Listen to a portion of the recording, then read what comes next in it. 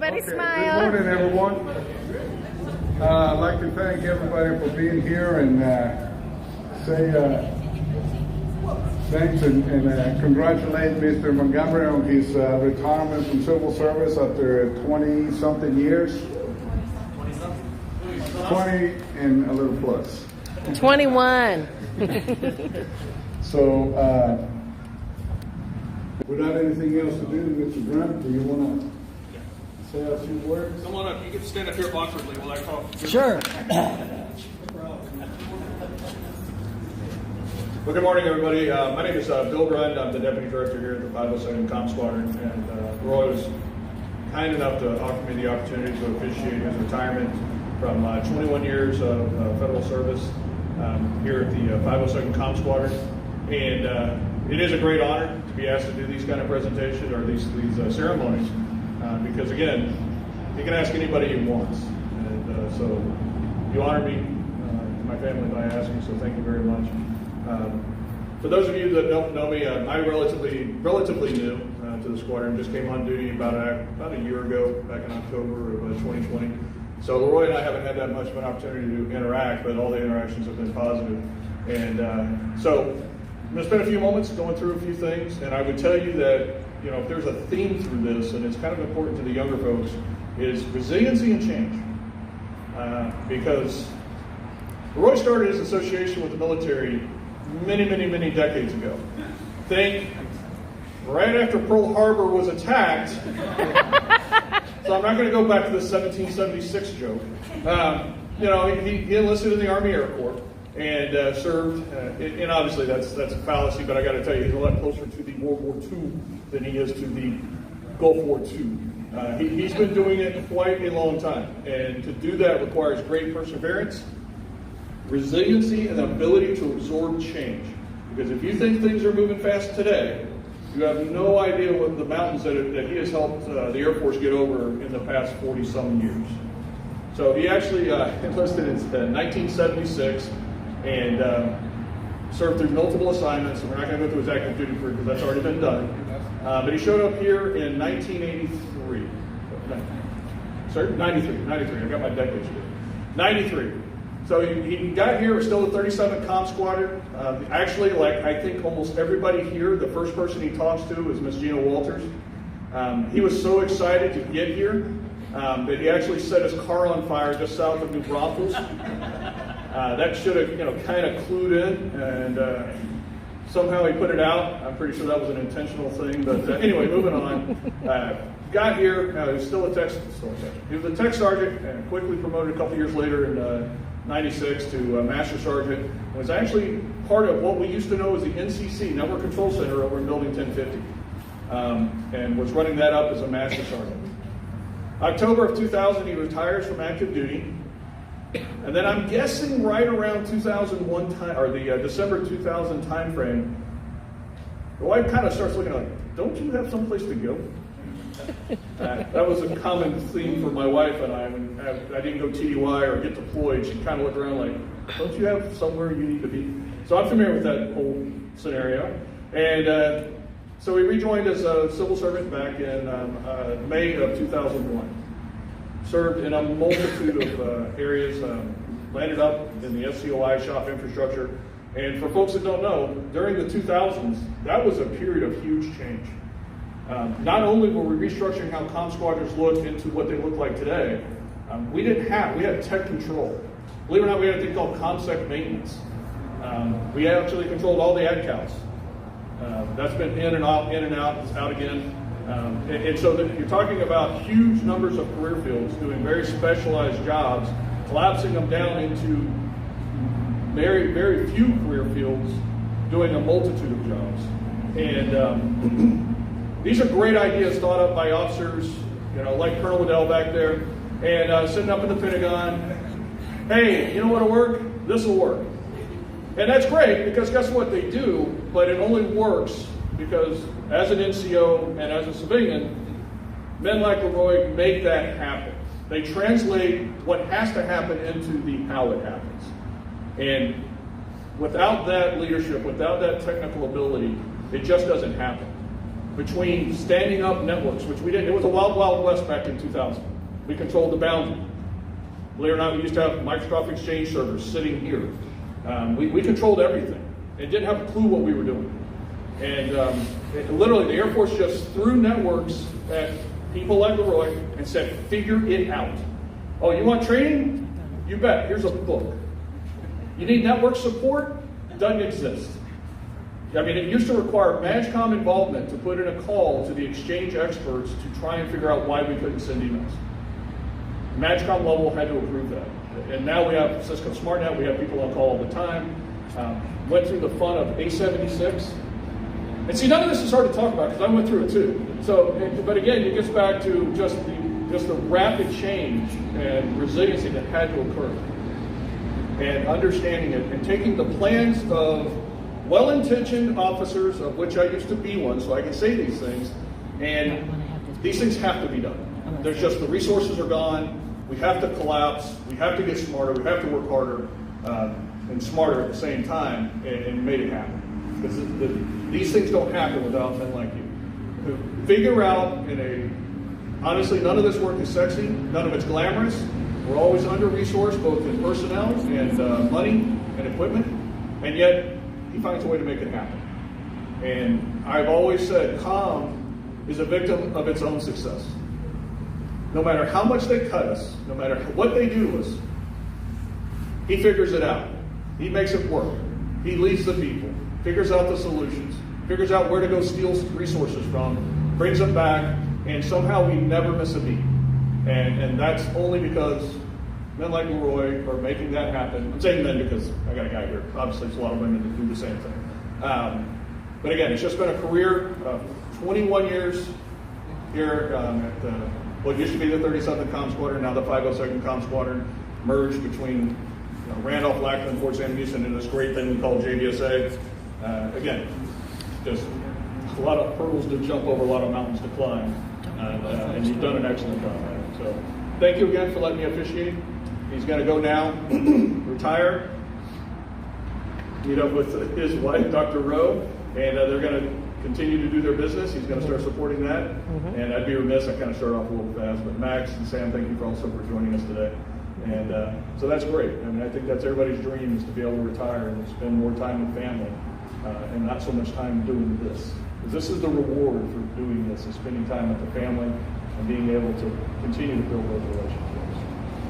So with that, The Department of the Air Force presents the Award for Civilian Achievement to LeRoy E. Montgomery in recognition of his distinguished performance as Cyber Infrastructure Supervisor, 502nd Communications Squadron, 502nd Installation Support Group, 502nd Air Base Wing, Joint Base San Antonio, Fort Sam Houston, Texas, from 7 May 2001 to 30 November 2021. During this period, Mr. Montgomery oversaw the installation of over 800 network switches in less than 90 days. His masterful planning and coordination skills ensured minimum downtime for 20,000 users. Furthermore, he oversaw a 2-year-long project to upgrade the base communications network, providing users with 10 gigabit Ethernet connectivity to support new unified capabilities and faster access to a proliferation of iCloud services. Additionally, he developed and implemented a phone system transition plan to replace 4 outdated telephone switches with a new state-of-the-art phone system supporting 32,000 users. His years of continued devotion to excellence resulted in the 502nd Communications Squadron garnering several important accolades, to include Department of Defense Information Network Outstanding Facility of the Year for 2016, Cyber Inspections Excellent Rating for 2016, and Air Education and Training Command's Best Large Communication Squadron Award in 10 of his 20 years of service. The distinctive accomplishments of Mr. Montgomery reflect great credit upon himself and the United States Air Force.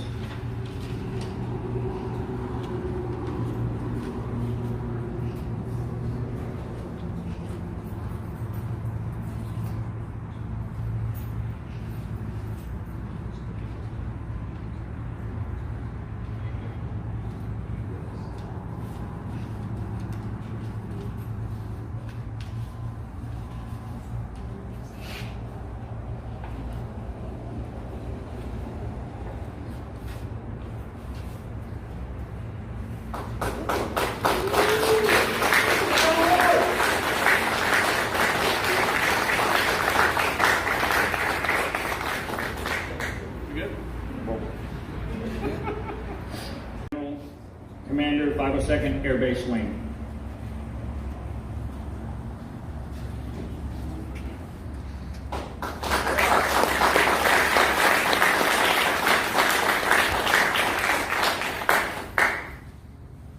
To the nation's defense.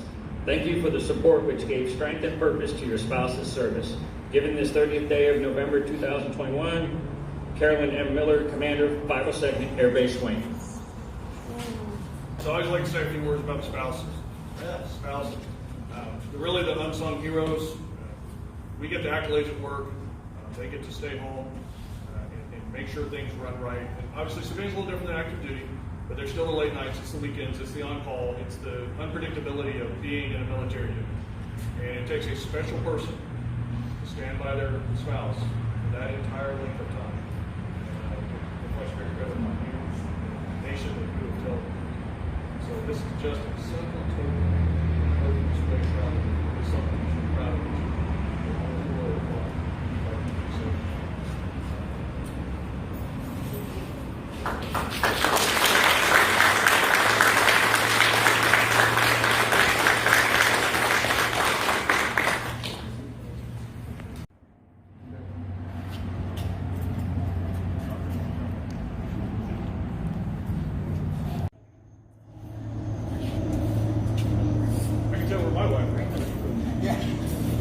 You can pound it in too. Yeah, no need to put it back on. No need for the frog.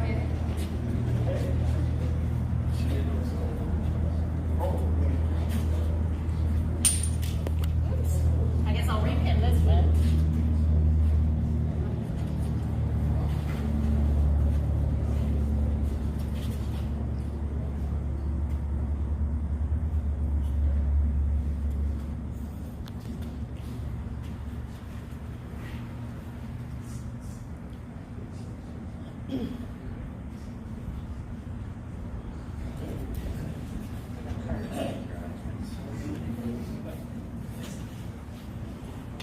We also have a couple of plaques that we'd like to present, Mr.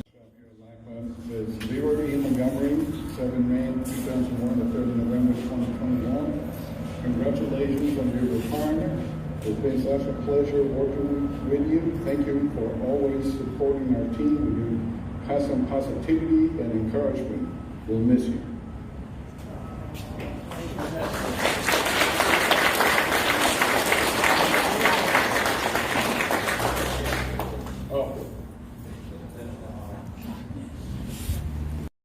Thank you for your assistance, guidance, and outstanding leadership you provided for so many years. Enjoy this new journey of your life, 21 years of service. We got a nice little emblem and a special emblem on the back, significantly for you, our KFC emblem that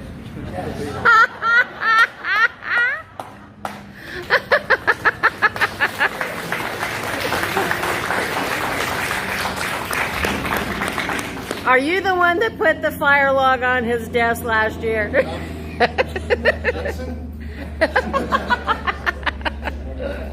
Yeah, I'll give him a watch. So, also from SCY, I hate the box, I'll tell you this right now. So that you can, when you're out working your new job, you can have a new watch. On the back, there's a little thing on there saying, for boss, mentor, friend, for 502nd SCY. This will remind you all the hours that you put in, but especially those late hours that she remembers a lot of. That we would be up here till 8, 9 o'clock doing things. We really appreciate it. Thank you.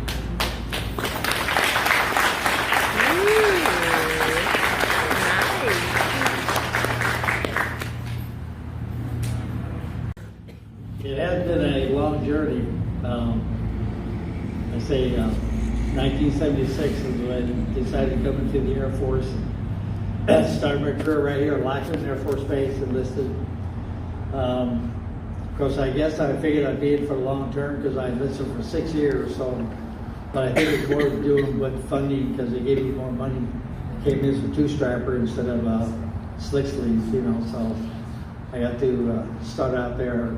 And of course, I came in at age 23, so I was an older person, with the higher rank, and so of course they put me in charge of all the classes or any place I was at, you know, until my last little bit of tech school. That individual was a senior airman, and he come back from illness and took over the class. So I was like, yes. Somebody else to run the station a little bit. But anyway, it's been a long journey. I mean, all the things that Bill talked about as far as my accomplishments and things I was able to do, it's really all based upon the men and women who work for me, you know, and my mentors and the people that I was able to serve. And if they hadn't done the work or hadn't had the initiative to go get the job done, I'd first say that we probably would not have accomplished as much as we did. So my hat's off to all of you and every one of you that's been part of this journey. I'm honored to have so many people here to recognize this timeline or this time to start my new life. She said that my wife has a water company. We're going to go and proceed to do that. I'm very excited about it. I'm also very excited about the journey I've already been on. And your support here, I really appreciate it. Thank you very much. And as far as wisdom, my key word I always told everybody was to be flexible. I said, this is calm. It always changes. I said, you just got to be flexible. You don't know what the next day is going to bring, what the next day is going to ask you to go do. I said, just be flexible, you know, show your best side, press forward, you know, and make sure the customer is taken care of and things are moving down the road. So with that, I say thanks for coming, and I guess they provided some pizza.